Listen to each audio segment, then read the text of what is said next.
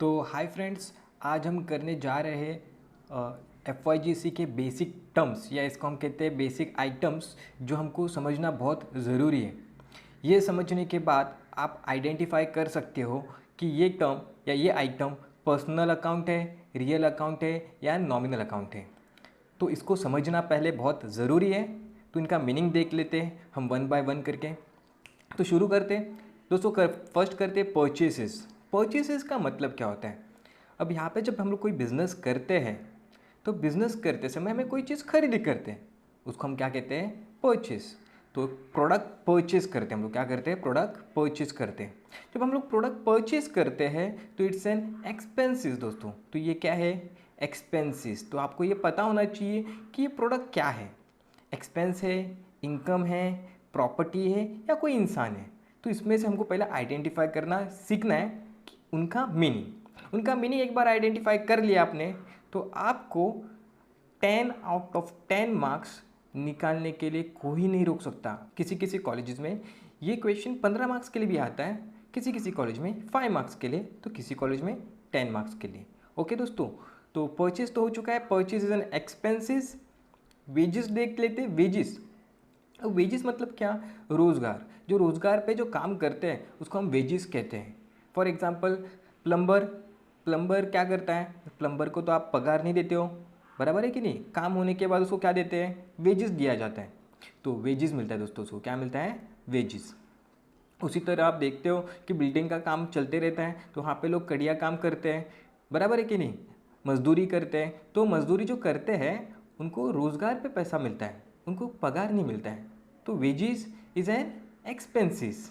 Wages is an expenses. तो आपको दिमाग में ये रखना है। Works manager salary. दोस्तों फैक्ट्रियों के अंदर वर्कर जो होते हैं और वर्कर के ऊपर ध्यान रखने के लिए फोरमैन होता है और फोरमैन के ऊपर होता है मैनेजर। तो जो मैनेजर होता है उसको हम क्या देते हैं? पगार देते हैं। लेकिन कहाँ पे देते हैं? फैक्ट्री के अंदर। तो ये क्या है? खर्चा है। ये क्या है? खर्चा है। इट्स एन एक्सपेंसिस दोस्तों। नेक्स्ट देखते हैं, दैट इज कैरेज। देखो दोस्तों, कैरेज को दूसरा भी नाम आता है, कैरेज इनवर्ड और कैरेज आउटवर्ड भी। पहले समझ लेते हैं कैरेज मतलब क्या होता है। कैरेज मतलब एक जगह से दूसरे जगह पे उठा के सामान रखना, उसका फीस पे करना, उसका चार्जेस पे करना, बराबर है दोस्तों? एक जगह से दूसरी जगह तक, एक जगह से दूसरी जगह तक हम सामान उठा के रखते हैं, उसको बोलते हैं कैरेज। हम लोग लोड बोलते हैं ना, लोडिंग करना, अनलोडिंग करना, मतलब सामान यहाँ से उठा के रखना। अनलोडिंग मतलब कम खाली करना। तो उसी तरह कैरेज का मतलब एक जगह से दूसरी जगह पे सामान उठा के रखना। अब कैरेज इनवर्ड मतलब क्या होता है?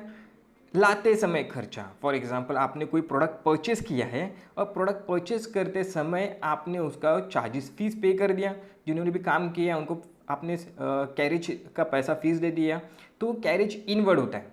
कैरेज आउटवर्ड का मतलब होता है कि आपने गुड्स बेच रहे हो और गुड्स बेचते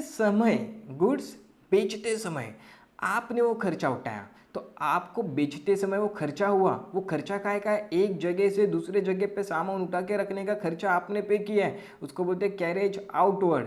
कैरेज इनवर्ड मतलब परचेज करते समय, कैरेज आउटवर्ड मतलब गुड्स बेचते समय, दोनों भी खर्चे हैं। खर्चे मतलब एक्सपेंसिस है। Okay right. तो नेक्स्ट देखते हैं फ्रेट चार्जेस। तो दोस्तों फ्रेट्स मतलब क्या होता है? फ्रेट्स, अब आप प्रोडक्ट परचेज कर रहे हो, प्रोडक्ट आने वाला है बाय ट्रेन, बहुत सारा प्रोडक्ट आपने खरीदा है और एक बाइक कहाँ से आ रहा है? ट्रेन से। तो ट्रेन का जो चार्जेस होता है, ट्रेन का जो फेयर होता है, उसको हम बोलते हैं फ्रेट चार्जेस। क्या कहते हैं उसको? जब आपका प्रोडक्ट ट्रैवल करता है एक जगह से दूसरी जगह बाय ट्रेन, तो उसको हम बोलते हैं फ्रेट चार्जेस। आपने देखा रहेगा अमूल दूध आपके यहाँ एरिया में आता है तो कैसे आता है? वो लोग ज़्यादा करके वहाँ से गुजरात से फैक्ट्री आई, गुजरात में फैक्ट्री है तो गुजरात से वो कहाँ से दूध यहाँ पैकिंग करके तो नहीं लेके आते नॉर्मली, तो वो वहाँ से ट्रेन से दूध यहाँ तक लेके आते कंटेनर्स में भर भर के, और फिर यहाँ पे उनकी जो फैक्ट्रीज होती है नॉर्मल, वहाँ पे पैकिंग होती है और फिर बाद में यहाँ पे डिलीवर हो जाता है। तो देखो ये इसका जो लेके आने का जो खर्चा है बाय ट्रेन, उसको हम लोग क्या बोलते हैं? Freight charges. Factory lightning. Factory lightning भी खर्चा है। फैक्ट्री के अंदर लाइट चालू है, बिजली लगती है, इलेक्ट्रिसिटी सप्लाई लगती है, तो उसको हम लोग बोलते हैं फैक्ट्री लाइटनिंग दोस्तों। तो factory lighting is an expenses. तो खर्चे। फैक्ट्री रेंट, अब रेंट मतलब आपको पता ही है भाड़ा होता है, बराबर है कि नहीं। तो फैक्ट्री भी भाड़े पे ले सकते हैं, तो factory rent is an expenses. Coal, gas and water. अब कोल, गैस एंड वाटर, तो फैक्ट्री में कोल, कोयले का इस्तेमाल होता है। आपने कभी काजू खाया है, तो काजू खाते हो ना, तो काजू का प्रोसेसिंग होता है पहले, डायरेक्टली काजू के ऊपर जो कवर होता है वो कवर निकालने के लिए फैक्ट्री में प्रोसेस किया जाता है, बॉयलर्स में उसको बॉयल किया जाता है। जब बॉयलर्स में बॉयल किया जाता है तो फैक्ट्री में जो बिजनेसमैन है वो ये सोचता है कि खर्चे को कैसे कम करूं। तो वो सिलेंडर लेके गैस तो अप्लाई नहीं करेगा, गैस का यूजेज तो नहीं करेगा, राइट, क्योंकि खर्चा बढ़ जाएगा। तो उसको प्रोडक्शन भी करना है लेकिन खर्चा भी कम करना है। तो वो क्या सोचता है कि कम लागत में कौन सी चीज़ मुझे मिलेगी, तो वो ज़्यादा करके क्या करते हैं, कोयले का इस्तेमाल करते हैं।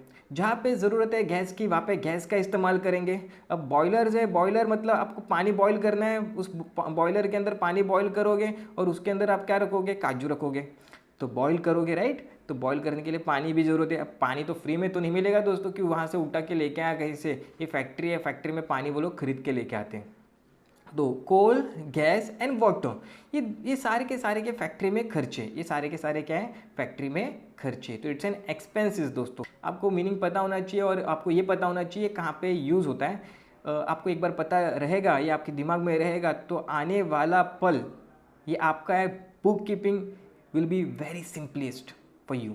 यस दोस्तों, चलो देखते हैं नेक्स्ट, फ्यूल एंड पावर। तो उसी तरह फैक्ट्री के अंदर जैसे हमने कहा कोल, गैस एंड वाटर इस्तेमाल करते हैं, तो फ्यूल का भी इस्तेमाल होता है वहाँ पे। फॉर एग्जांपल आप देखते हो कि फैक्ट्री में अगर लाइटनिंग पावर शॉर्टेज हो गया तो उन लोग के वहाँ पे जनरेटर्स भी होते हैं, तो मैक्सिमम जनरेटर के ऊपर वो लोग चालू करते हैं फैक्ट्री को मेंटेन करने के लिए।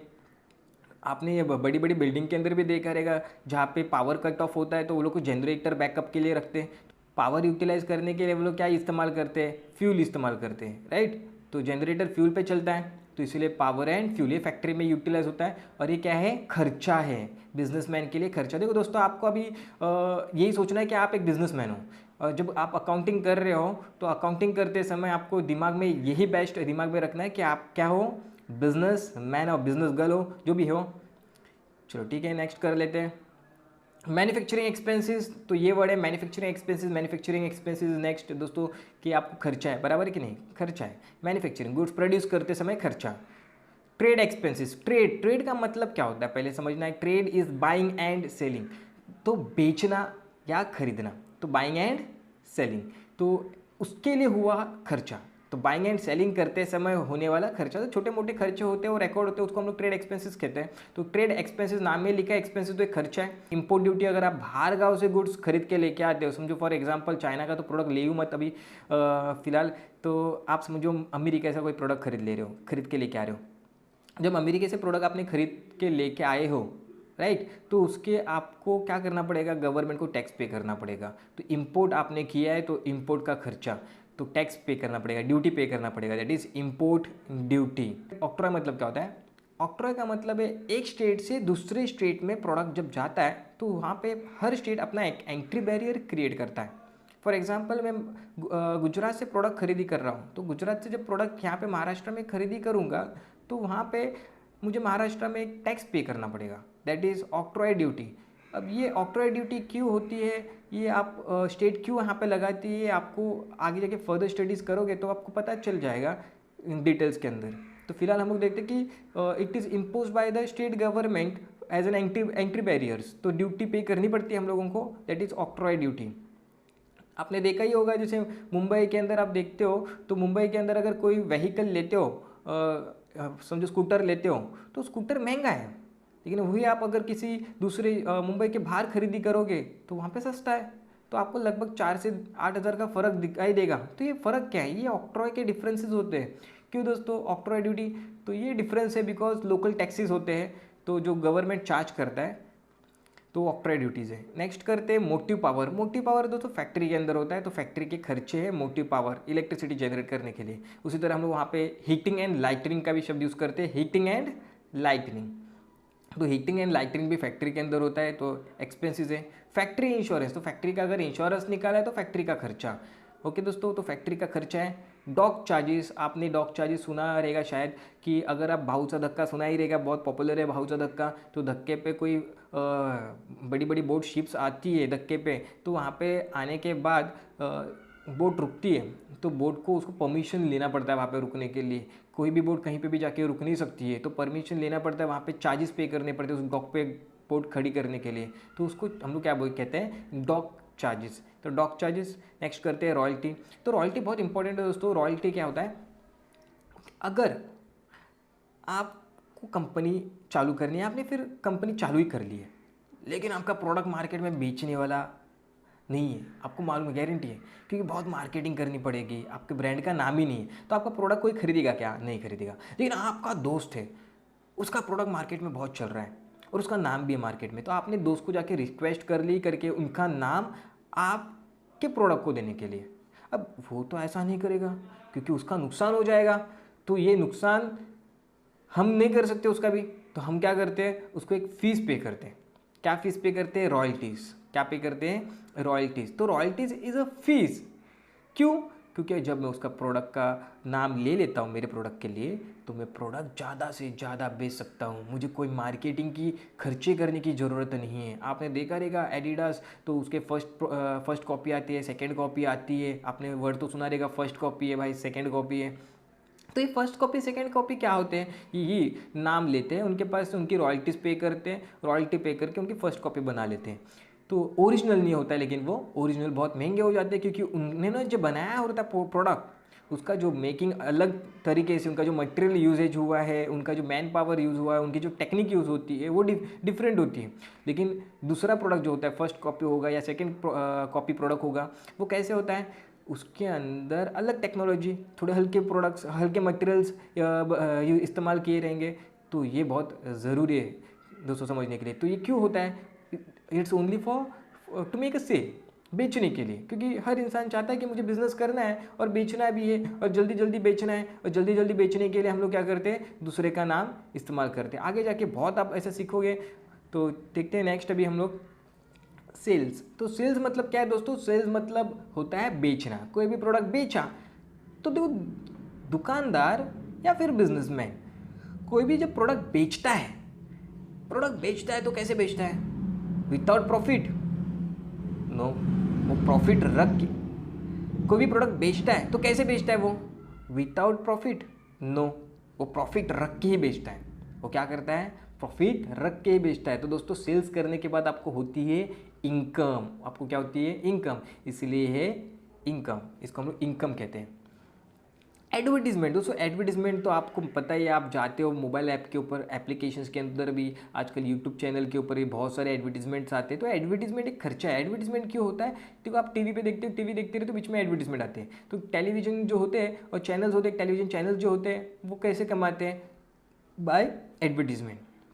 तो एडवर्टीजमेंट की वजह से प्रोडक्ट सेल्स होने के लिए मदद होती है। तो each and every company do the advertisement, तो ये प्रोडक्ट को पुश करता है। तो एडवर्टीजमेंट क्या है, खर्चा है। अगर आपका कोई प्रोडक्ट है, आप प्रोडक्ट बेचना चाहते हो, तो आपके लिए क्या है, वो खर्चा है।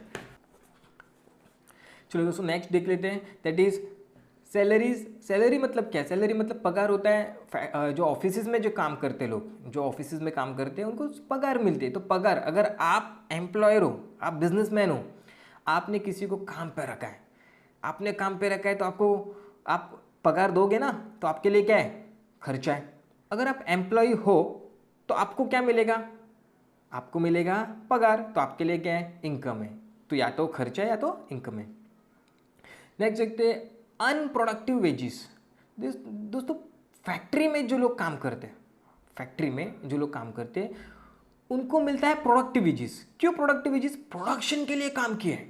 किसके लिए काम किया है, प्रोडक्शन के लिए। उन्होंने कुछ प्रोड्यूस किया, उसके लिए काम किया, उसके लिए हम लोग क्या बोलते हैं, प्रोडक्टिव वेजेस। अनप्रोडक्टिव वेजेस मतलब क्या, तो पहले हम लोगों ने सिर्फ वेजेस किया था, राइट। तो उसके अंदर मैंने आपको एग्जांपल दिया था, प्लम्बर, आपके घर पे प्लम्बर आया, प्लम्बर ने अपना काम करके चला, क्या उसने कोई प्रोडक्शन किया, क्या नहीं। ऑफिसेज में ऐसा होता है, ऑफिसेज में कोई प्लम्बर आता है, कारपेंटर आता है, थोड़ा मोटा छोटा मोटा काम करके चले जाते हैं, तो उनको हम लोग क्या देते हैं, वेजेस देते हैं। लेकिन उस वेजेस को हम क्या कहते हैं, अनप्रोडक्टिव वेजेस। प्रोडक्टिव वेजेस का मतलब होता है प्रोडक्शन के लिए, अनप्रोडक्टिव वेजेस का मतलब होता है जिससे कोई उत्पादन नहीं हुआ है।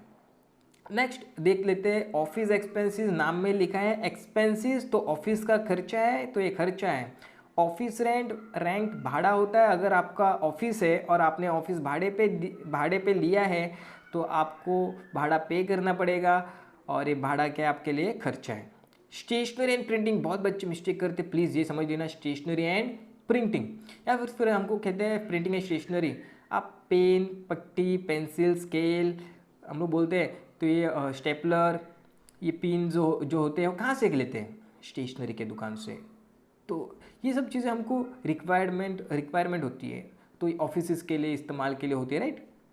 तो स्टेशनरी एंड प्रिंटिंग का हम लोग इस्तेमाल करते हैं ऑफिस के लिए, तो ये खर्चा है। ये क्या है? ये खर्चा है दोस्तों। बहुत बच्चे गलती करते हैं, इसके अंदर एसेट्स रखते हैं, आप ये मत करना। आपको ये समझना बहुत ज़रूरी है कि प्रिंटिंग एंड स्टेशनरी खर्चा है। पेन, पट्टी, पेंसिल ये आपकी प्रॉपर्टी नहीं है, आपका खर्चा है। चलो नेक्स्ट कर लेते हैं जनरल एक्सपेंसेस। तो दोस्तों जनरल एक्सपेंसेस कर लेते हैं। ऑफिस का खर्चा है, जनरल एक्सपेंसेस सिर्फ नाम दिया हुआ है जनरल करके, तो बोलते हैं ऑफिस एक्सपेंसेस। तो ऑफिस एक्सपेंसेस है। सैंड्री एक्सपेंसेस, सैंड्री एक्सपेंसेस का मतलब होता है छोटा मोटा खर्चा। सैंड्री एक्सपेंसेस मतलब छोटे मोटे खर्चे जो ऑफिस की खर्चे हैं, तो ये भी खर्चा है। डेप्रिसिएशन, डेप्रिसिएशन के ऊपर आपको पूरा एक चैप्टर है डेप्रिसिएशन, तो मैं आपको डिटेल्स में वहाँ पे समझाऊंगा। अगर आप मेरा वीडियो देख लेते हो, डेप्रिसिएशन के लिए बहुत इंपॉर्टेंट ज़रूरी है। डेप्रिसिएशन का मैं मतलब इतने अच्छी तरीके से समझाऊंगा कि आपको कोई दूसरा सर इतना अच्छी तरह से नहीं समझाएगा, because no one will give that much of time on YouTube for explaining depreciation. तो हम लोग डेप्रिसिएशन लिख लेते हैं। डेप्रिसिएशन खर्चा है, it's reduction in the value of fixed assets. अब फिक्स्ड एसेट मतलब क्या? जो एक साल के ऊपर आप एसेट्स यूटिलाइज करते हो उसको हम कहते हैं फिक्स्ड एसेट्स। फॉर एग्जांपल आपके घर पे लेते हो, हम लोग बिजनेस की बात नहीं कर रहे, आपके घर पे बात करते हैं। आपके घर पे एक टेलीविजन है, आपके पास मोबाइल है, आपके घर पे रेफ्रिजरेटर है, आप हर 6-6 महीने 5-5 महीने में चेंज करते हो क्या? ना ना, नहीं, हम लोग नहीं चेंज करते, बार बार तो नहीं चेंज कर लेते। तो हम चेंज कभी करते हैं 5-6 साल के बाद, जब ख़राब होता है, या मोबाइल 2-3 साल के बाद। तो ये हम लोग जब बेचने जाते हैं तो उतने प्राइस मिलता है कि हमको उतनी ही प्राइस हमको नहीं मिलती है। तो कम क्यों मिलती है? Because of its wear and tear, because of its wear and tear. तो यूजेज हुआ है, यूजेज होने के वजह से उसका वैल्यू घट चुका है।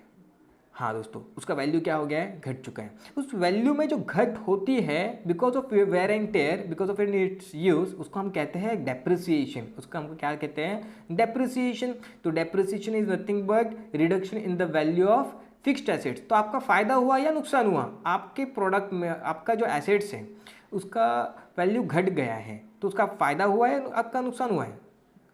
नुकसान हुआ है ना। तो ये नुकसान हुआ है, तो ये खर्चा है। ये क्या है? एक्सपेंसेस एंड लॉसेस हम लोग कहते हैं, बराबर है कि नहीं। तो नेक्स्ट देख लेते हैं, that is postage and Telegram.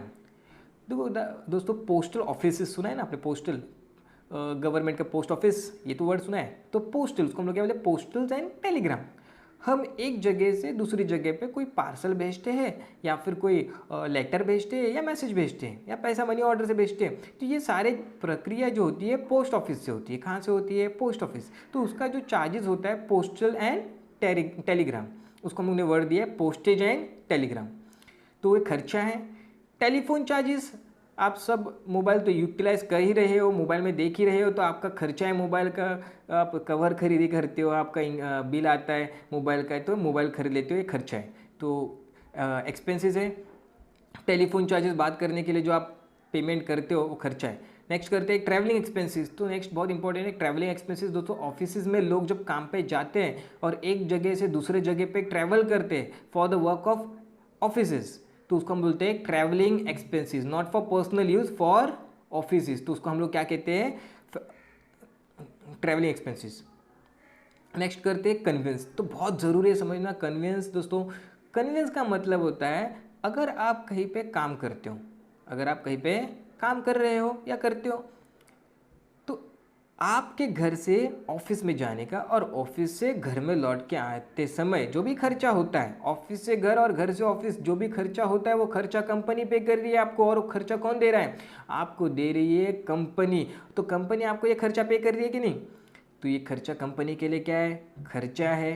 तो ये कौन सा खर्चा है, कन्वेंस एक्सपेंसेस। कन्वेंस एक्सपेंसेस क्यों, उनका एम्प्लॉय ऑफिस में आ रहा है और जा रहा है। Okay, convince expenses. नेक्स्ट करते हैं इंटरेस्ट ऑन लोन। दोस्तों इंटरेस्ट ऑन लोन, बिजनेस चलाने के लिए बैंकों से कर्जा लेना पड़ता है, बेसिक थिंग है। समझो आपने एजुकेशन करने के लिए भी कर्जा लिया है, या फिर अपने पेरेंट्स कर्जा लेते कि नहीं, लोन लिया है।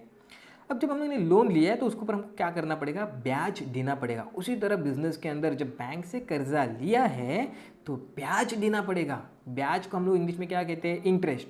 तो इंटरेस्ट अगर हम देते हैं तो खर्चा है, अगर इंटरेस्ट मिलता है तो इनकम है। तो ये देख लेना है खाली कौन से सिचुएशन में हम, लेने वाले सिचुएशन में कि देने वाले सिचुएशन में। तो ले रहा है तो इनकम है और दे रहा है तो खर्चा है। नेक्स्ट कर लेते हैं, that is repairs and renewals. Repairs and renewals दोस्तों, रिपेयर्स खर्चा है, पर रिपेयर, अरे यार मोबाइल खराब हो गया है, फर्नीचर खराब हो गया है, वॉशिंग मशीन खराब हो गया है, घर पे जैसे चीज़ें खराब होती है उसी तरह ऑफिस में भी तो खराब हो सकती है। ओवन खराब हो गया है, तो कोई ना कोई चीज़ खराब होती है तो उसका मेंटेन करना पड़ता है। बिल्डिंग रिपेयर करते हैं हम लोग, ऑफिस होते हैं, ऑफिस रिपेयर करते हैं, तो खर्चा है। तो repairs and renewals. Next important कर लेते हैं, दैट इज ऑडिट फीस। जितना भी अकाउंटिंग अभी आप आगे जाके सीखने वाले हो, और आपने जो भी अकाउंटिंग मेंटेन किया है, रिकॉर्ड्स मेंटेन किया है, जो भी फॉर्मेट में है, वो चेक कौन करता है, वो चेक करता है चार्टर्ड अकाउंटेंट, सीए। तो चेक करते समय वो अपना प्रिंसिपल्स अप्लाई करता है, अपना नॉलेज अप्लाई करता है। तो फ्री में तो काम नहीं करेगा ना कोई, यहाँ पे कोई फ्री में काम नहीं करता है, बराबर कि नहीं, कुछ ना कुछ तो हेतु है ही। तो फ्री में कोई काम नहीं करते दोस्तों दुनिया में, इतना याद रखना। तो ये फीस चार्ज करता है, क्या चार्ज करता है, फीस। तो उसको हम क्या कहते हैं, ऑडिट फीस। मतलब वो चेकिंग करेगा, अकाउंटिंग चेक करेगा उसका फीस, तो उसको क्या बोलते हैं, ऑडिट फीस। तो आपको ध्यान देना है, audit fees is a fees. Fees में लिखा है तो एक्सपेंसेस है, खर्चे, लेकिन किस कौन सा फीस है आपको पता होना चाहिए। डॉक्टर का फीस नहीं है भाई, ये सीए का फीस है। Okay, loss by fire, loss by theft. तो या तो आग लगी है, या चोरी हो गई है और गुड्स चले गए, चुरा के लेके गया, या तो जल के खाक हो चुके, तो नुकसान हुआ है दोस्तों, ये एक्सपेंसेस है। और जितने भी एक्सपेंसेस होते हैं या जितने भी वर्ड इनकम होते हैं वो कहाँ पे जाते हैं, नॉमिनल अकाउंट में। तो दोस्तों ये सारी चीज़ें नॉमिनल अकाउंट की फिलहाल चल रही है। ओके, तो नेक्स्ट करते हैं डिस्काउंट अलाउड। दोस्तों डिस्काउंट अलाउड मतलब डिस्काउंट दिया, और डिस्काउंट रिसीव्ड मतलब डिस्काउंट मिला, बराबर कि नहीं। डिस्काउंट अलाउड मतलब डिस्काउंट दिया, आप दुकानदार हो, आपने डिस्काउंट दे दिया, किसी को बोला चल 100 का मटेरियल है आप ले लो 80 में, तो आपने 20 रुपये का डिस्काउंट दे दिया। या तो आपको डिस्काउंट मिल रहा है तो आप बोलोगे डिस्काउंट रिसीव्ड। तो ये दोनों क्या है, ये दोनों प्रक्रिया क्या है, एक इनकम है तो दूसरी एक्सपेंसेस है। आपने अलाउड किया तो एक्सपेंस है, आपने रिसीव्ड किया है तो इनकम है, तो ये जाता है नॉमिनल अकाउंट में। कमीशन, उसी तरह सेम कमीशन, कमीशन रिसीव्ड या कमीशन अलाउड। आपने कमीशन दिया है तो खर्चा है, कमीशन रिसीव्ड तो इनकम है। इंश्योरेंस, दोस्तों हम लोगों ने फैक्ट्री इंश्योरेंस किया था, उसी तरह सिर्फ इंश्योरेंस दिया रहेगा आपको, तो ये ऑफिस का इंश्योरेंस आपको मान के चलना होता है। तो ये इंश्योरेंस से हम लोग, इंश्योरेंस तो पता है रिस्क जो है, जो रिस्क होती है हम क्या करते हैं, इंश्योरेंस कंपनी के ऊपर ट्रांसफ़र कर देते हैं। आप 12th के बाद IRDA के एग्ज़ाम दे के इंश्योरेंस एजेंट भी बन सकते हो। तो बहुत सारी प्रक्रिया है, तो अच्छे से पढ़ लो, ये सारे शब्द बहुत काम आएंगे आपके लिए। तो इंश्योरेंस।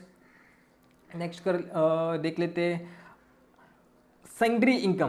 तो दोस्तों सेंड्री इनकम मतलब क्या है, छोटे मोटे इनकम। क्या है, छोटे मोटे इनकम। रेंट रिसीव्ड, दोस्तों जैसे रेंट आप देते हो, जैसे आप रेंट देते हो तो रेंट खर्चा आपके लिए, तो रेंट रिसीव्ड मतलब क्या है, इनकम। चलो नेक्स्ट करते हैं एंटरटेनमेंट एक्सपेंसेस। आपका ऑफिस है और आप चाहते हो कि आपके एम्प्लॉयज़ आपके साथ बने रहे, और आप बहुत अच्छे एम्प्लॉयर हो, आप अपने स्टाफ को कहीं ना कहीं घुमाने लेके जाते हो, तो उसका खर्चा होता है। स्टाफ तो पैसा नहीं दे रहा, आप लेके जा रहे हो तो आपको ही देना पड़ेगा। तो एंटरटेनमेंट, तो एंटरटेनमेंट के खर्चे एक्सपेंसेस है। प्रोविडेंट फंड कंट्रीब्यूशन बहुत इंपॉर्टेंट है दोस्तों, प्रोविडेंट फंड कंट्रीब्यूशन को समझना। प्रोविडेंट फंड का मतलब होता है, मैं फिलहाल बोल रहा हूँ provident fund, I am not talking about provident fund contribution, I am talking about provident fund. अब प्रोविडेंट फंड का मतलब क्या होता है, आप काम पे जाते हो, बराबर कि नहीं। अगर आप फॉर एग्जांपल काम पे जा रहे हो और आपको मिलती है पगार, तो प्राइवेट कंपनी में यू आर नॉट सिक्योर्ड। आप गवर्नमेंट जॉब करते हो तो आपकी लाइफ एक सिक्योर होती है, आपको पेंशन वगैरह मिलती है, लेकिन प्राइवेट सेक्टर के अंदर पेंशन वगैरह देना पॉसिबल नहीं होता है। तो इसके वजह से क्या होता है, आपके सिक्योरिटी के लिए एक अमाउंट गवर्नमेंट के नियम के हिसाब से एक अमाउंट साइड में निकाली जाती है आपके इनकम में से, उसको हम लोग बोलते हैं प्रोविडेंट फंड। क्या बोलते हैं? पीएफ। शॉर्टकट में उसको वर्ड क्या है? पीएफ। आपको समझो फॉर एग्जांपल 10,000 की सैलरी है, बराबर। आपके एम्प्लॉयर ने आपको 9,500 दे दिया फॉर एग्जांपल, मतलब 500 गए किधर? अरे 500 तो आपके कट के एक अकाउंट में चले गए, that is called as PF account, जो आपके एम्प्लॉयर ने गवर्नमेंट के पास वो अकाउंट मेंटेन किया है, बराबर है, तो उसको बोलते हैं पीएफ अकाउंट। तो आपके 500 रुपये वहाँ पे सेव हो चुके हैं, ये आप फ्यूचर में पैसे निकाल सकते हो, ये आपके बेनिफिट के लिए, आपके फ्यूचर के लिए। अब आपने वहाँ पे तो पैसा रख दिया, तो ये आपका पैसा है, बराबर कि नहीं? तो जब एम्प्लॉयर ने ये पैसा कट किया है और गवर्नमेंट के पास रखा है, तो ये उसकी लाइबिलिटी है, उसकी क्या है? लाइबिलिटीज़ है, बराबर है, ये लाइबिलिटी है। अब प्रोविडेंट फंड कंट्रीब्यूशन क्या है? नियम के हिसाब से एम्प्लॉई के बेसिक सैलरी में से जितना आपने कट किया है, 10% या 12% जो भी कट किया है, फॉर एग्जाम्पल हमने अभी लिया था दैट इज 500 कट करके रख दिया, तो आपके सैलरी में से 500 कट हुआ है तो एम्प्लॉयर को भी 500 कंट्रीब्यूट करना पड़ेगा। तो दोस्तों आपके खाते में अभी जमा है वहाँ पे 1000, ना बल्कि ओनली 500, और ब्याज मिलेगा वो एक्स्ट्रा, वो तो आपकी मलाई हो गई। तो ये आपकी सिक्योरिटी के लिए काम चल रहा है, समझ में आ गया दोस्तों आपको? तो आपके सिक्योरिटी के लिए क्या काम चल रहा है? तो 500 आपने कंट्रीब्यूट किया, तो आपके एम्प्लॉयर ने भी 500 कंट्रीब्यूट किया है, तो हो गया टोटल 1000। चलो मजे करते, पार्टी, बल्ले बल्ले। तो ये 500 एक्स्ट्रा उन्होंने जो कंट्रीब्यूट किया उसको बोलते हैं कंट्रीब्यूशन। उसको क्या बोलते हैं? कंट्रीब्यूशन। तो उसको बोलते हैं प्रोविडेंट फंड कंट्रीब्यूशन। तो दोस्तों प्रोविडेंट फंड कंट्रीब्यूशन ये क्या है? ये एक्सपेंसेस है एम्प्लॉयर के लिए। Fund contribution is an expenses and PF is a, provident fund is a liability. क्या है दोस्तों? लायबिलिटी। ये बहुत जरूरी है, याद रखना जरूरत। Rent, rates and taxes, taxes पे किए, रेंट पे किए, एक्सपेंसेस है। Electricity charges, expenses, electricity bill. Legal charges, वकील का खर्चा कुछ किया होगा तो आप देखते हो कि बैंक के अंदर बहुत लोग डिफॉल्टर्स हो जाते हैं, पैसा देते नहीं, तो डायरेक्टली उनको तो पकड़ के लेके आके पैसा तो वसूल नहीं कर सकते, तो हमको कोर्ट में जाना पड़ता है। तो कोर्ट में जाएंगे तो किसको हम लोग हायर करेंगे? वकील को हायर करेंगे, तो लीगल चार्जेस फॉलो करना पड़ेगा, तो लीगल चार्जेस। बैंक चार्जेस, अगर बिजनेसमैन का अकाउंट है कहीं बैंक में, तो बैंक चेकबुक हम लोग लेते हैं, डीडी बनाते हैं, तो चार्जेस बैंक चार्ज करती है उसके लिए। कुछ भी एक्स्ट्रा काम होता है, स्टेटमेंट निकालना है तो चार्जेस होता है, ओके, करंट अकाउंट के लिए। तो बैंक चार्जेस, तो ये खर्चे, एक्सपेंसेस है। एक्सपोर्ट ड्यूटी, तो दोस्तों एक्सपोर्ट ड्यूटी मतलब क्या?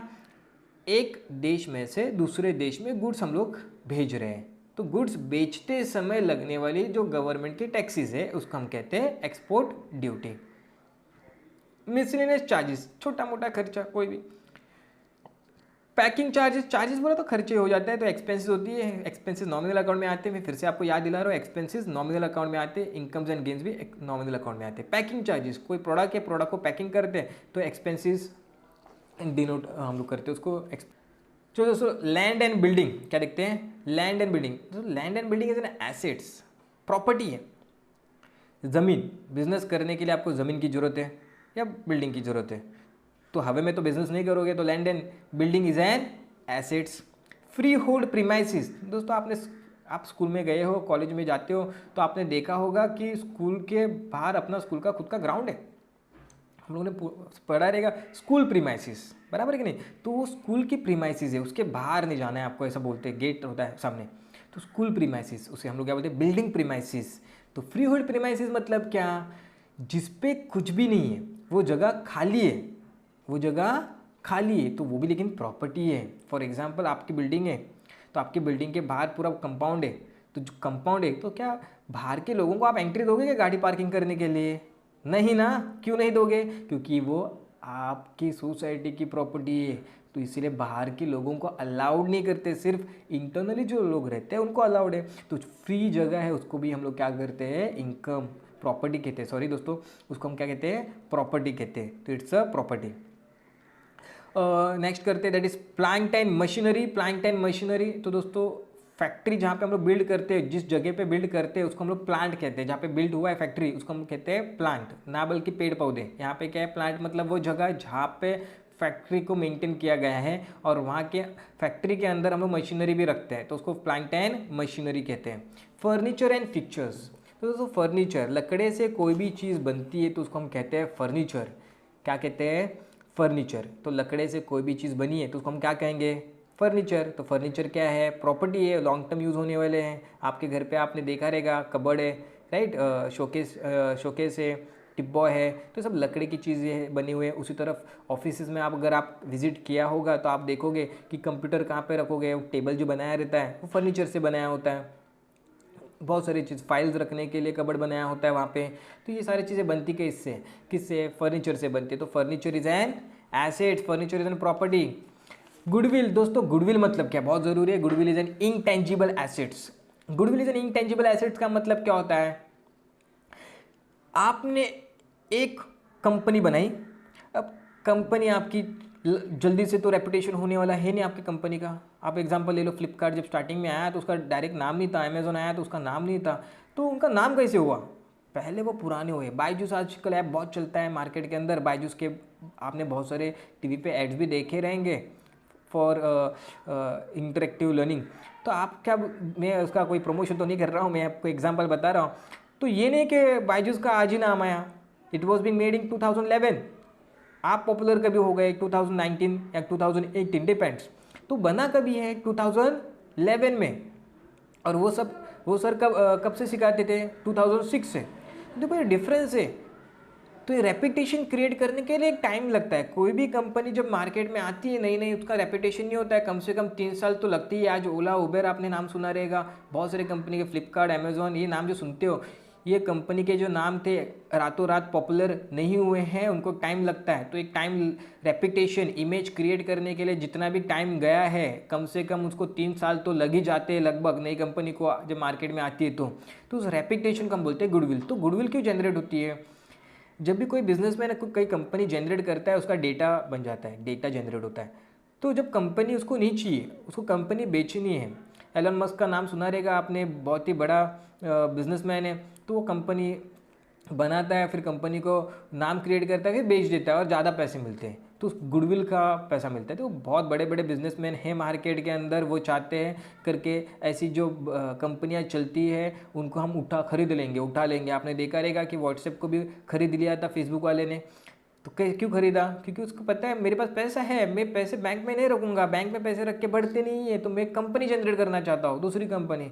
नई कंपनी चालू करने के लिए बहुत वक्त लगता है, तो इतना वक्त लगने के लिए मेरे पास उतना टाइम नहीं है, पैसा कमाना है मुझे जल्दी जल्दी ऐसी रेडीमेड कंपनी चाहिए। तो रेडीमेड कंपनी ऐसे करके वो लोग खरीद लेते हैं, भले वो घाटे में कंपनी हो या फ़ायदे में हो, तो इट्स डिपेंड्स। लेकिन उसका एक गुडविल होता है, इमेज होता है, बिकॉज उसका एक डेटा जनरेट हो चुका है ऑलरेडी। तो goodwill is nothing but a reputation. Next कर लेते हैं, that is motor vehicle. Motor vehicle फटपटी है, आपने सुना रहेगा, स्कूटर, तो ये एसेट्स है, प्रॉपर्टी है। ट्रेडमार्क, तो बहुत इंपॉर्टेंट दोस्तों, ट्रेडमार्क, ये आपको क्या करना पड़ता है, ट्रेडमार्क। तो ट्रेडमार्क के अंदर क्या होता है, आप जाओगे गवर्नमेंट के पास और कोई तो लोगो आप बता दोगे कि सर ये मेरा लोगो है कंपनी का, ये मेरा ट्रेडमार्क है। आपने पार्ले जी कंपनी देखी रहेगी, पार्ले जी कंपनी है ना, तो पार्ले जी कंपनी का प्रोडक्ट तो खाया रहेगा, पार्ले जी का बिस्किट देखा है कि बिस्किट खाया कि नहीं। तो बिस्किट के जो रैपर पे पार्ले जी का जो बच्चा, अब तक बड़ा तो हुआ नहीं, उतना ही छूटा है, बराबर कि नहीं, वहाँ पे फोटो में। तो जो बच्चा है अगर उसको आप देखते हो, आपको डायरेक्टली दिमाग में क्लिक हो जाता है। क्या क्लिक होता है कि ये पार्ले जी का ही रैपर होगा। तो दोस्तों ये ट्रेडमार्क है, ये एक साइन है, सिंबल है, जो आपके दिमाग में फिट हो चुकी है। नाइकी है, एडिडास है, एमआरएफ है, देखो इसके अलग अलग, पुमा है, तो इसके अलग अलग आपके दिमाग में लोगो दिमाग में आ रहे हैं कि नहीं, ट्रेडमार्क्स होते हैं, जिनकी वजह से, इन साइन एंड सिंबल्स की वजह से आपका प्रोडक्ट ऑटोमेटिकली बेचा जाता है विदाउट नाम दिखाने की ज़रूरत ही नहीं है, खाली उसका सिंबल दिखाने की ज़रूरत है, प्रोडक्ट बिक जाएगा, लोग प्रोडक्ट को वो सिंबल को देख के ही खरीद लेते हैं। तो ट्रेडमार्क तो यूनिक होता है, सब कंपनियों का, कोई भी कंपनी का सेम हो ही नहीं सकता। जैसे आपका आधार कार्ड का नंबर यूनिक होता है, सेम नहीं होता है, उसी तरह यहाँ पे ट्रेडमार्क कोई भी दो कंपनी का सेम नहीं होता, यूनिक होता है। वो गवर्नमेंट के पास जाके रजिस्टर्ड करवाना पड़ता है और उसके फीस पे करने पड़ते हैं। नेक्स्ट करते हैं इन्वेस्टमेंट। आपके पास बहुत पैसा है तो आपने क्या किया, बैंक में एफडी कर दी, तो आपने या तो फिर किसी कंपनी के शेयर्स खरीदी किए, ये आप क्या कर रहे हो, इन्वेस्टमेंट कर रहे हो। तो आपका क्या है, एसेट्स है, आपकी प्रॉपर्टी है। आने वाले फ्यूचर के अंदर क्या होगा, ये फिर से आपको पैसा मिलने वाला है, राइट। वापस फिर से आप एफडी तोड़वा दोगे तो पैसा मिल जाएगा, शेयर्स बेच दोगे तो आपको पैसा मिल जाएगा। तो आपका एसेट्स है, प्रॉपर्टी। नेक्स्ट करते बिल्स रिसीवेबल। देखो दोस्तों, यहाँ पे 12th में एक चैप्टर है बिल्स ऑफ एक्सचेंज करके, तो उसको डिटेल में हम लोग वहाँ पे पढ़ने वाले। फिलहाल मैं आपको शॉर्टकट में समझाता हूँ बिल्स रिसीवेबल मतलब क्या है। फॉर एग्जांपल, आपको पता होना चाहिए पहले डेटर और क्रेडिटर क्या होता है। तो डेटर मतलब वो बंदा जो गुड्स उधारी पे खरीदी करता है, और क्रेडिटर मतलब वो बंदा जो गुड्स उधार पे गुड्स बेचता है, दैट इज़ सेलर बोल सकते हैं हम लोग। और डेटर मतलब गुड्स उधार पे परचेस करता है। तो ट्रांजेक्शन उधार पे बोल रहा हूँ, नॉट ऑन कैश बेसिस, उधार पे। अब जब उधार पे ही है तो मुझे बिजनेस करना है, बराबर। मेरे पास प्रोडक्ट्स तो है, अब उधार पे कोई गुड्स मांगने आ गया तो अगर उसको मैं ना दूंगा तो मैं बेचूंगा क्या, नहीं बेच सकता हूँ।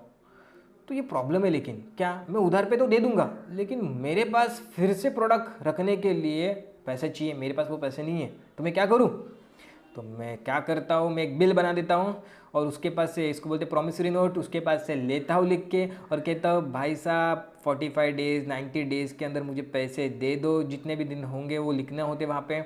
और ये जो बिल होता है, ये प्रॉमिसरी नोट होता है। मैं बैंक के पास जाऊँगा और बैंक को कहूँगा ये लो बैंक जी, प्लीज़ रिक्वेस्ट करता हूँ मुझे कर्जा दो, इस बिल के अगेंस्ट मुझे पैसे आने वाले हैं, तो इसके बेसिस के ऊपर मुझे कर्जा दो।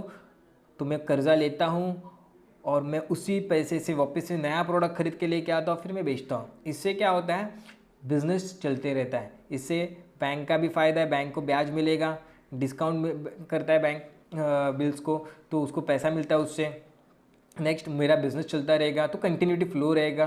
तो और सामने वाले कस्टमर को भी उधारी पे गुड्स मिल जाएगा, वो भी गुड्स कंज्यूम तो कर सकता है या तो आगे जाके बेच सकता है, डिपेंड। तो इससे क्या होता है, साइकिल गोल घूमती रहती है, राइट। तो ये बहुत ज़रूरी है, क्या है, साइकिल को गोल घुमाना। लेकिन अगर मेरे पास कोई पैसा देने वाला नहीं होता, मतलब फॉर एग्जांपल मैं बिल नहीं रख पाता बैंक के पास, तो क्या होता था, मैं उसको ना बोलता था। इससे क्या होता था, मैं बिज़नेस नहीं कर पाता था। तो बिज़नेस नहीं होता था, तो मैं बेटा हूँ बिज़नेस करने के लिए, भाई बिज़नेस ही नहीं कर रहा हूँ। लोग आ रहे, कस्टमर आ रहे उधार पे, लेकिन मैं बिज़नेस नहीं कर पा रहा हूँ बिकॉज उधार पे आ रहे हैं। अब मुझे बिज़नेस नहीं छोड़ना है। देखो, अगर 10 रुपये का कोई फ़ायदा हो रहा है, लेकिन चलो 10 रुपये में से 8 रुपये भी खर्चा हो रहा है, 2 रुपये का तो भी फ़ायदा हो रहा है। बिजनेसमैन के दिमाग में एक ही होता है, मुझे 1 रुपये का क्या 2 रुपये का भी फ़ायदा होता रहेगा, मुझे बिज़नेस करना है।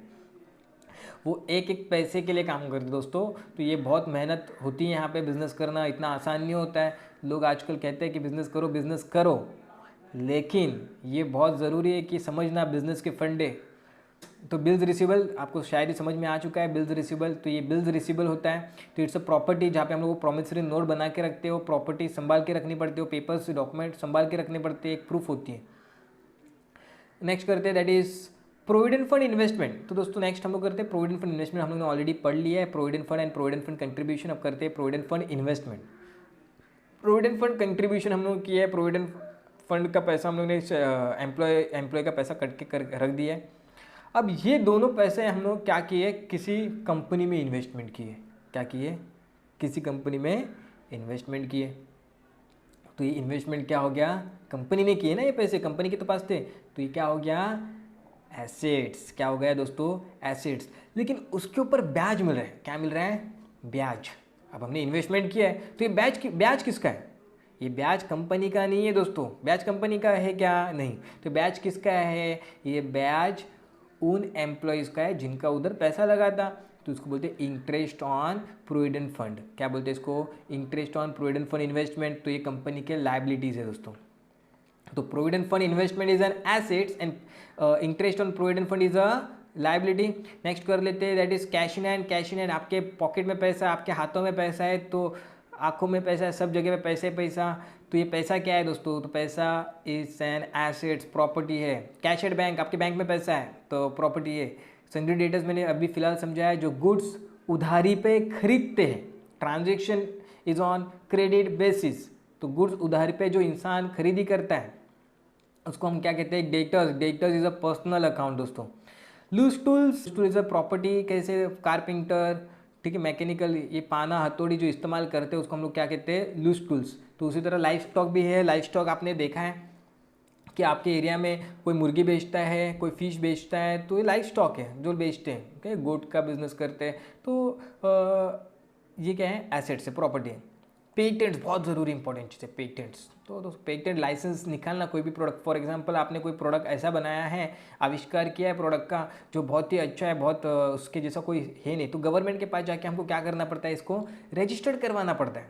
जब हम लोग उसको रजिस्टर्ड करवाते गवर्नमेंट के पास जाके फीस दे के, तो वो हमारे नाम पे हो जाते हैं। मराठी में एक फिल्म है दे धक्का, मकरंद अनासपुरे उसके अंदर एक्टिंग कर रहे हैं। उन्होंने एक जनरेट किया होता है, गाड़ी का पार्ट बनाया होता है जिसकी वजह से कम पेट्रोल में वो गाड़ी बहुत ज़्यादा चलती है, तो उसको बोलते हैं नया इन्वेंशन। ये क्या होता है, ये बेनिफिट होता है। कोई भी कंपनी के पास अगर इंजन चला गया तो उस कंपनी का क्या होगा, कॉस्टिंग कम हो जाएगा और सेल्स ज़्यादा होने वाला है, तो इनडायरेक्टली कंपनी को प्रॉफिट होने वाला है। और इसी के वजह से कोई भी ऐसी चीज़ होगी तो उसको हम क्या करवाते हैं, पहले पेटेंट। अगर पेटेंट नहीं होगा और चोरी होने के बाद में आप रोते बैठोगे तो आपका कुछ नहीं होने वाला, आपका घाटा होने वाला, आपका लॉस होने वाला है, इसीलिए उसको पेटेंट करवाना पड़ता है। नेक्स्ट करते हैं, दैट इज प्रीपेड एक्सपेंसेस, पहले से दे के रखा है दोस्तों। प्रीपेड एक्सपेंसेस पहले से खर्चा दे के रखा है, क्या करके रखा है, पहले से। तो प्रीपेड मैंने हम लोगों ने प्रीपेड या फिर आउटस्टैंडिंग, एक रिप्रेजेंटेटिव पर्सनल अकाउंट है, क्या है, रिप्रेजेंटेटिव पर्सनल अकाउंट। तो चलो दोस्तों आज के लिए इतना कर लेते हैं और एक लास्ट कर लेते हैं, कैपिटल एंड ड्राइंग्स। कैपिटल, तो कैपिटल मतलब क्या है, बिजनेस शुरुआत करने के लिए जो लगता है पैसा, उसको हम लोग क्या कहते हैं, भांडवल या कैपिटल। तो बिजनेसमैन जब कोई पैसा लेके आता है तो उसको हम क्या कहते हैं, कैपिटल। तो बिजनेसमैन का नाम जोड़ते हैं वहाँ पे। अगर एक इंसान का, सिंगल पर्सन का बिजनेस रहेगा, सोल ट्रेडिंग कंसर्न पे रहेगा, तो उसको बोले अजयस कैपिटल। तो देखो कैपिटल के हिसाब में उसका नाम जुड़ गया, तो ये पर्सनल अकाउंट है। उसी तरह ड्राइंग्स, बिजनेसमैन जब अपने खुद के बिजनेस में से कुछ पैसा अपने आप के लिए निकाल लेता है तो उसको हम क्या बोलते हैं, ड्राइंग्स, खुद के पर्सनल यूज़ के लिए, तो उसको कहते हैं ड्राइंग्स। तो हम बोलेंगे अजय ने खुद के लिए पैसा निकाला, तो अजय ड्राइंग्स, खुद के बिजनेस से खुद का पैसा निकाल लिया है, तो बिजनेस में कैपिटल कम हो गया ना दोस्तों। तो इसलिए drawings is again personal account. Business के अंदर अकाउंटिंग करते समय एक एक पैसों का हिसाब रखना पड़ता है, और एक एक पैसों का हिसाब रखने से पहले हमें पता होना चाहिए कि ये कौन सा अकाउंट इसके लिए हम लोग प्रिपेयर करने वाले, और अकाउंट हमको डिटेल्स प्रोवाइड करता है, उस नाम से ही उसके सारे डिटेल्स प्रोवाइड करता है। अगर हम लोग कहते हैं प्रिंटिंग एंड स्टेशनरी, तो प्रिंटिंग एंड स्टेशनरी की पूरे डिटेल्स बता देगा। कैश एट बैंक, पूरे बैंक में कितना पैसा है, कैश एट पूरे हाथ में कितना पैसा है, ये डेप्रिसिएशन तो कौन से एसेट्स पे कितना कितना डेप्रिसिएशन चार्ज हुआ है, ये सारे डिटेल्स बताता है। इसके लिए हम लोग कहते हैं अकाउंट। होप सो दोस्तों आपको ये समझ में आ गया। मैंने बहुत सारे एक्सपेंसेस और इनकम्स आपके साथ शेयर किए हुए हैं, तो इसको हम क्या बोलते हैं, टर्म्स, इनको यहाँ हम कहते हैं आइटम्स। तो ये बहुत इंपॉर्टेंट आइटम्स, इनके मीनिंग आपको पता होना बहुत ज़रूरी है। अगर आपको नहीं समझ में आता है तो फिर से जाके ये वीडियो फिर से एक बार रिपीटेशन करो, हो सके तो 2 या 3 बार ये वीडियो रिपीटेशन करो और मीनिंग समझने की कोशिश करो, क्योंकि मैंने आपको हिंदी में एक्सप्लेन किया है, लिखा हुआ तो इंग्लिश में होता ही है बुक के अंदर, लेकिन हिंदी में ज़्यादा करके बच्चों को समझ में जल्दी आता है, बिकॉज वी आर इंडियंस। तो हमारे भाषाओं के ऊपर हम लोग को गर्व होना चाहिए, और इसी के लिए मैं कहता हूँ कि इसको पहले अपने मातृभाषा में समझ लो, हिंदी में समझो या तो फिर मराठी में समझो। सीखने की कैपेसिटी रखो या सीखने की तमन्ना रखो। जितना आप सीखने की कोशिश करोगे उतना आपके दिमाग में आएगा। जितना आप सीखने से दूर भागोगे आपको ये दिमाग में आने वाला नहीं है, और फिर बाद में आपको ये पछता होगा। तो दोस्तों ये पढ़ना क्यों ज़रूरी है, इसके ऊपर मैं खाली सिर्फ 1 या 2 मिनट बोल लेता हूँ। आज अगर आपका पढ़ाई ध्यान से कर लेते हो और फ्यूचर में आप खुद का बिजनेस चालू करते हो, तो आप अकाउंटिंग खुद तो नहीं करोगे लेकिन किसी को हायर करोगे। तो अगर आप चेकिंग करने के लिए जाओगे तो आपको आना तो ज़रूरी है। अगर आपको आता ही नहीं है तो आप क्या चेक करोगे, तो चोरी होने की चांसेस आपके अकाउंटिंग में बहुत हो सकती है। तो आप अगर बिजनेसमैन हो तो आप किसी भी एम्प्लॉय के ऊपर आग बन करके तो भरोसा नहीं कर सकते हो। भरोसा तो कर सकते हो, लेकिन आँख बंद करके तो भरोसा नहीं कर सकते हो। आपको भी उसमें से कुछ आना बहुत ज़रूरी है। और उस टाइम पे आप सोचोगे कि बिज़नेस करना सीखूँ या बिज़नेस बढ़ाना सीखूँ या मैं अकाउंटिंग सीखूँ, तो आपको तकलीफ़ हो जाएगी और इसकी वजह से आप वहाँ एक जगह से आप तो पैसा कमा लोगे, लेकिन दूसरी जगह से आपका जो पैसा जा रहा है वो आप देख नहीं पाओगे। इसीलिए आपको ये समझना बहुत ज़रूरी होता है। तो ये इसके लिए आपको अकाउंटिंग अच्छी तरीके से भी आनी चाहिए। तो ये सब जनरेट से आप बिज़नेस करो आगे जाके फ्यूचर में। मोदी सरकार बहुत सपोर्ट कर रहे हैं। तो धन्यवाद, थैंक यू।